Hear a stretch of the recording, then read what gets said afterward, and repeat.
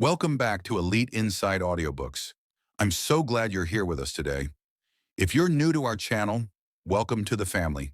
And if you're returning, thank you for being part of this journey with us. Today, we're diving into law number 7 from the famous book, The 48 Laws of Power by Robert Greene. This law is called, Get others to do the work for you, but always take the credit. Now, I know what you're thinking. This sounds pretty selfish, right?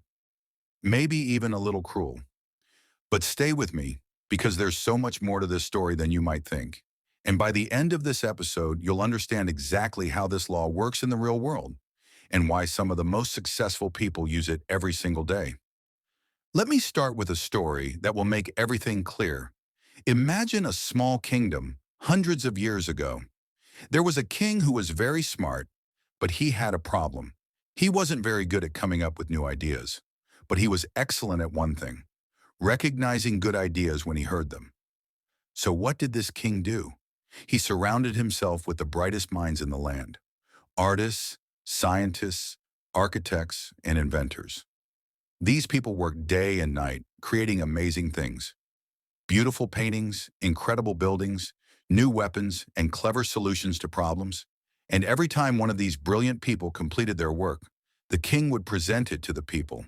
He would stand in front of the crowds and say, "Look what I have brought to our kingdom. Look at this magnificent creation." The people loved their king. They thought he was a genius. They thought he was responsible for all the greatness in their kingdom. But here's the truth: the king didn't create any of it. He just took the credit. And that, my friends, is law number 7 in action. Now, before you judge the king too harshly, let me explain why this law exists and how it actually works in our modern world. Think about the companies you know: Apple, Tesla, Microsoft.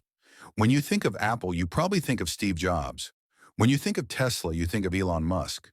When you think of Microsoft, you think of Bill Gates. But did these men build every iPhone with their own hands? Did they write every line of code?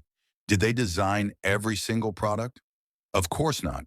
Behind each of these famous names are thousands of engineers, designers, programmers, and creative minds doing the actual work. But the leader gets the credit. The leader's face is on the magazine covers. The leader is remembered in history. This is not an accident. This is strategy. Let me tell you another story, this time from real life. There was once a famous scientist named Thomas Edison. You probably know him as the man who invented the light bulb. Schools teach this. History books say this. Everyone believes it. But here's a secret that not many people talk about. Edison had a huge team of researchers and inventors working for him. These people spent countless hours in laboratories, testing and experimenting. Many of them actually came up with the ideas that made the light bulb possible. But when success came, whose name was on the patent? Thomas Edison. Was Edison a thief? Not exactly. He was a master of law number 7. He understood something very important. The world remembers the person who takes ownership, not the person who does the work. Now, I can hear some of you saying, "This doesn't sound fair. This sounds wrong." And you're right to feel that way. But Robert Greene isn't writing this book to tell you what's right or wrong. He's telling you what works in the world of power. He's showing you the rules that powerful people play by. So let's break down exactly why this law works. First, people can only remember so many names. When a project succeeds, the public wants one face, one name, one person to celebrate. They don't want to remember a list of 20 people. They want a hero. They want a leader. Second, the person who takes credit is usually the person who had the vision. Yes, others did the work. But who brought them together? Who gave them direction? Who took the risk of starting the project in the first place? The leader. And third, if you always share credit equally with everyone, you lose your power. You become just one person in the crowd. But if you position yourself as the source of success, people will follow you. People will want to work with you. People will see you as valuable. Let me give you an example from everyday life that you can relate to. Imagine you're working on a group project at school or at your job. There are 5 people in your team.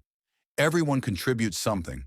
But when it's time to present the project to the teacher or the boss, who speaks? Who stands at the front? Usually it's one person, and that person gets most of the attention. That person gets most of the credit, even though everyone worked hard. Is this fair? Maybe not, but it's reality. Now here's where things get interesting. Robert Greene isn't just saying steal other people's work. That's too simple. What he's really teaching is this. Use the skills and talents of others to build something greater than you could build alone. Then position yourself as the leader of that success. Let me tell you how this works in the modern world, especially on platforms like YouTube. Think about the big YouTube channels you watch. The face you see on camera might be one person, but behind that person is often a whole team. Someone edits the videos, someone writes the scripts, someone manages the social media, someone handles the business deals. But whose name is on the channel? The person in front of the camera. That person gets the subscribers. That person gets recognized on the street. That person gets the sponsorship deals. Is that person doing all the work? No, but that person is the brand. That person is the face. That person gets the credit. And you know what? That's exactly how they built something bigger than themselves, by using law number 7. Now let me be very clear about something important. There's a right way and a wrong way to use this law. The wrong way is to be dishonest. The wrong way is to steal someone's work and pretend it's entirely yours.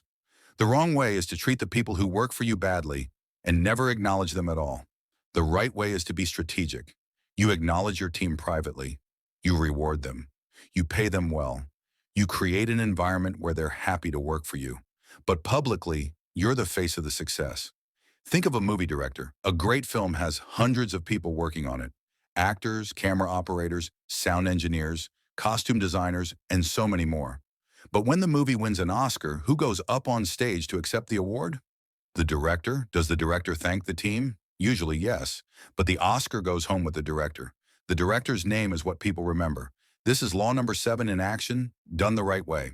So how can you apply this law in your own life? First, stop trying to do everything yourself. If you want to build something great, you need help. You need other people's skills, talents, and time. Second, learn to lead. Learn to inspire people to work with you. Learn to create a vision that others want to be part of.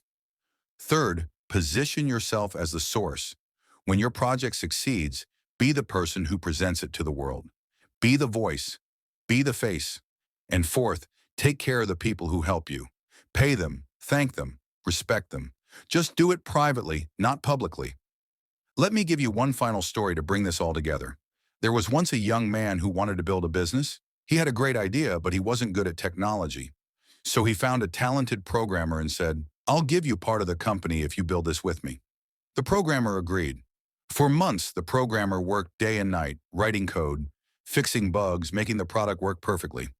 Meanwhile, the young man spent his time talking to investors, finding customers, and building relationships.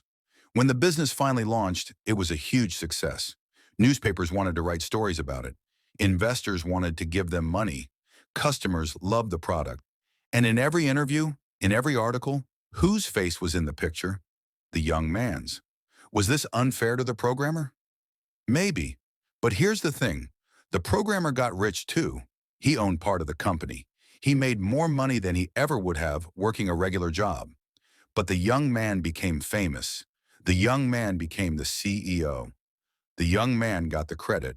And that's because he understood law number 7. So what's the lesson here? The lesson is this. In the world of power, credit and recognition are resources. They're valuable. And if you want to be successful, you need to learn how to accumulate them. Does this mean you should never give credit to others? No.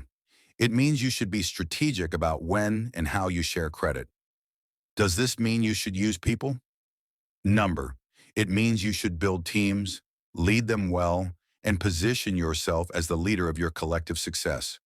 Remember, Robert Greene isn't writing a book about morality. He's writing a book about power. He's describing the world as it is, not as we wish it would be. And in the real world, the person who takes credit is usually the person who rises to the top. Now, I want to leave you with one final thought. Law number 7 can feel uncomfortable. It can feel wrong. And that's okay. You don't have to use every law in this book. You don't have to agree with every law. But you should understand them. Because even if you choose not to use these laws yourself, other people will use them on you.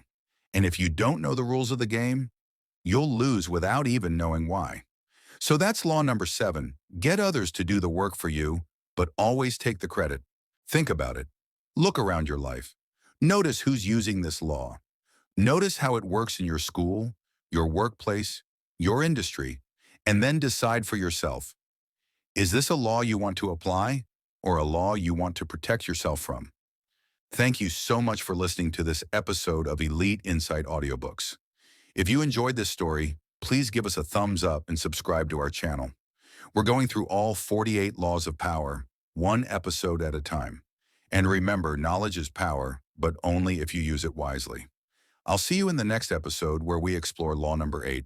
Until then, keep learning, keep growing, and keep gaining elite insights. This is Elite Insight Audiobooks signing off.